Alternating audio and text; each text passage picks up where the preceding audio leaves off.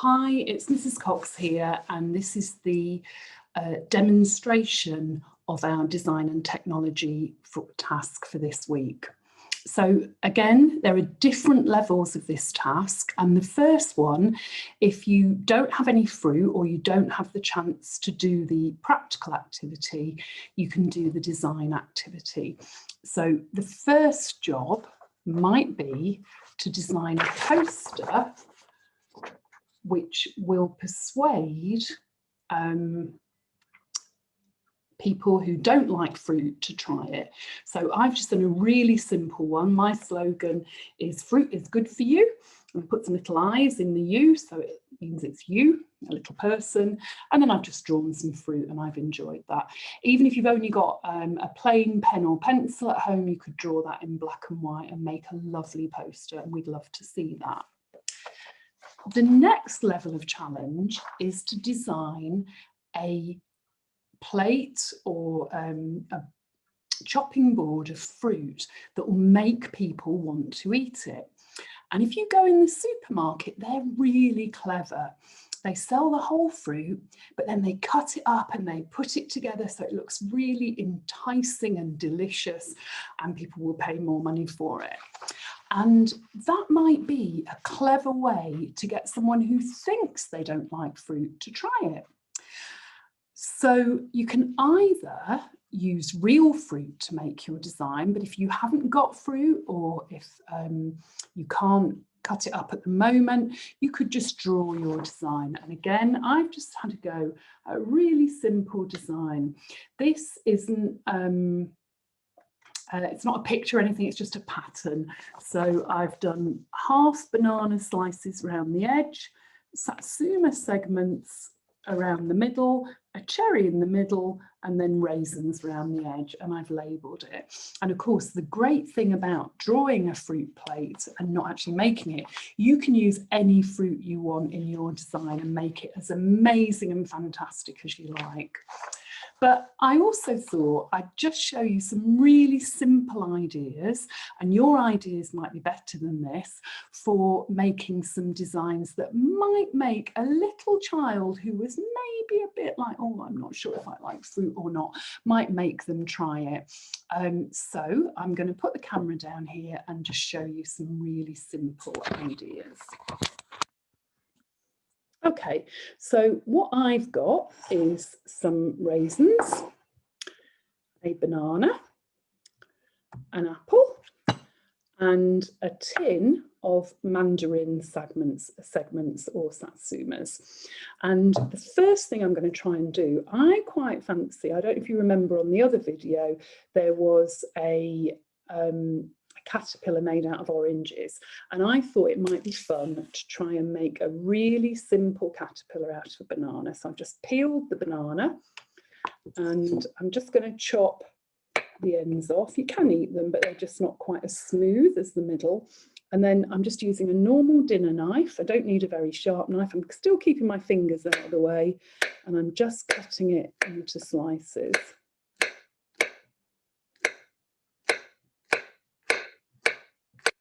I'm just moving my fingers back all the time. That's called a claw grip. That's how we hold fruit when we cut it, and vegetables. And then I'm just going to try and make them into a wiggly, wormy, snaky kind of pattern. So I'm just doing this on my board. Move those out of the way.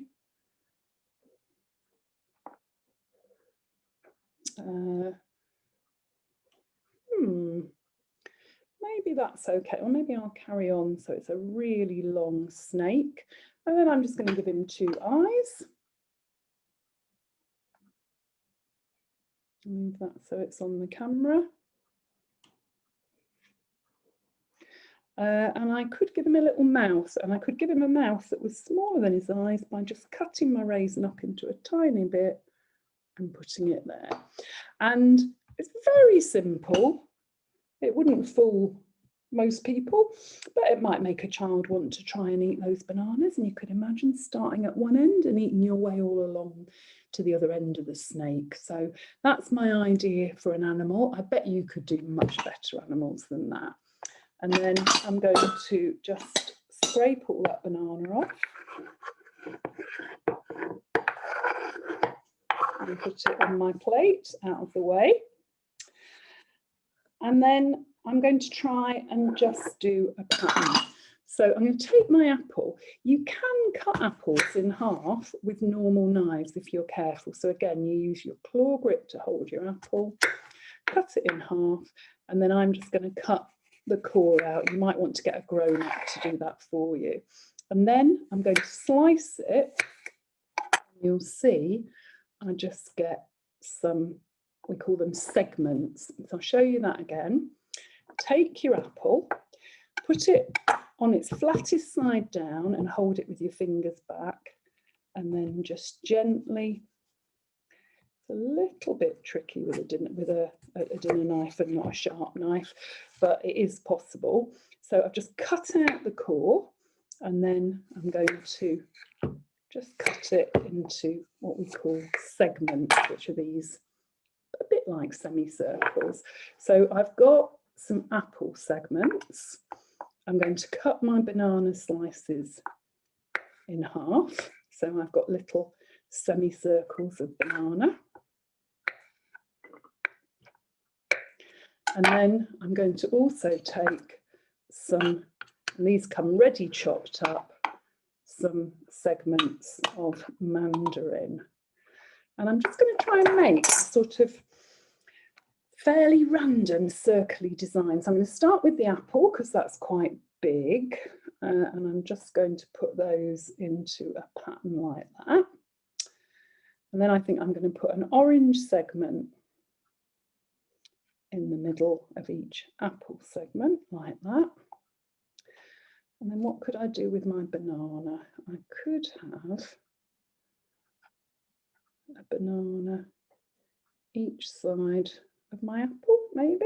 I'm just playing really, just making it up as I go along.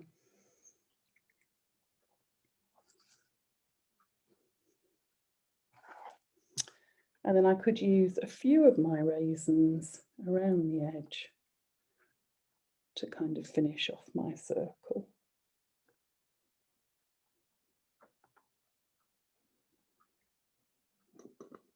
And then I've got, show you just a little circular pattern. And it's very simple and it doesn't take long, but quite often you might look at an apple and think, not that bothered, I don't fancy an apple. But I think most people, you look at a plate of cut up fruit and you think, oh, that looks really delicious. I'll just have a little bit of that. And then you have a little bit more and a little bit more. So that's your Amber challenge, is to design either on paper or in real life a fruit pattern or design or picture that would make somebody think, oh, that looks delicious, I'd like to have some of that. And then your hardest challenge would be to go on a supermarket website and to find the costs for an apple, a tin of mandarins, a banana.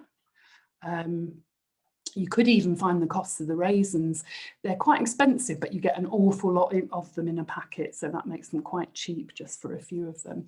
And find out how much your fruit plate costs. And then if you want a super challenge, you could work out what the most expensive fruits are and design a really expensive fruit plate.